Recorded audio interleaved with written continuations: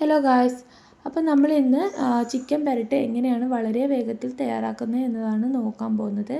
അതിനായിട്ട് ഞാനിവിടെ 1/4 kilo chicken എടുത്ത് കഴുകി വൃത്തിയാക്കി വെച്ചിട്ടുണ്ട്. ഇനി ഇതിലേക്ക് നമുക്ക് പൊടികൾ ചേർത്ത് കൊടുക്കാം. അതിനായിട്ട് ഞാൻ ആവശ്യത്തിന് ഉപ്പ് ചേർത്ത് കൊടുക്കുന്നുണ്ട്. പിന്നെ ഇതിലേക്ക് 1/4 ടീസ്പൂൺ മഞ്ഞൾപ്പൊടി ചേർത്ത് കൊടുക്കുന്നുണ്ട്.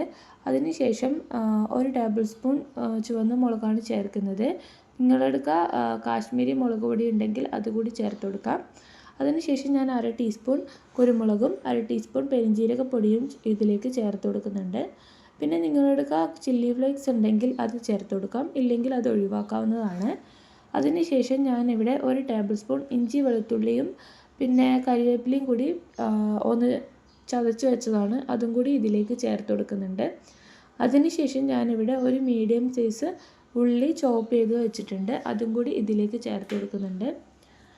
പിന്നീട് ഇതിലേക്ക് 2 അടപ്പ് വെളിച്ചെണ്ണ, 2 ടേബിൾ സ്പൂൺ വെളിച്ചെണ്ണ ചേർത്ത് കൊടുക്കാം. അതിനുശേഷം പുളിനാരങ്ങ, ഒരു ഹാഫ് പുളിനാരങ്ങ നമുക്ക് സ്ക്വീസ് ചെയ്തിട്ട് അതുകൂടി ചേർത്ത് കൊടുക്കാം. അതിനുശേഷം ഇത് നന്നായിട്ട് കൈകൊണ്ട് തിരുമ്മി നമുക്കിത് 1 മണിക്കൂറത്തേക്കെങ്കിലും ഒന്ന് മാറ്റി വെക്കണം. അതിനുശേഷം നമുക്കിതിലേക്ക് ഇത് നമുക്ക് ഉണ്ടാക്കാൻ തുടങ്ങാം. അതിനായിട്ടൊരു പാത്രം ഞാനിവിടെ അടുപ്പത്ത് വെച്ചിട്ടുണ്ട്. ഇത് നന്നായി ചൂടായി വന്നതിന് ശേഷം ഞാനൊരു 2 ടേബിൾ സ്പൂൺ വെളിച്ചെണ്ണ ചേർത്ത് കൊടുക്കുന്നുണ്ട്. അതിനുശേഷം ഇതിലേക്ക് ചിക്കൻ നമുക്ക് ചേർത്ത് കൊടുക്കാം. അതിൽ ഞാൻ കുറച്ച് വെള്ളം കൂടി ചേർക്കുന്നുണ്ട്. എന്നിട്ട് നന്നായിട്ടൊന്ന് അടച്ച് വെച്ച് നമുക്കൊരു 20 മിനിറ്റെങ്കിലും വേവിച്ചെടുക്കാം.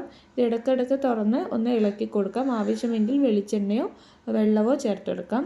അപ്പം നമ്മുടെ ചിക്കൻ പെരട്ട് ഇവിടെ വളരെ എളുപ്പത്തിൽ തന്നെ തയ്യാറായിട്ടുണ്ട്. അപ്പം നിങ്ങളെല്ലാവരും വീട്ടിൽ ട്രൈ ചെയ്ത് നോക്കണം. അപ്പോൾ താങ്ക് യു.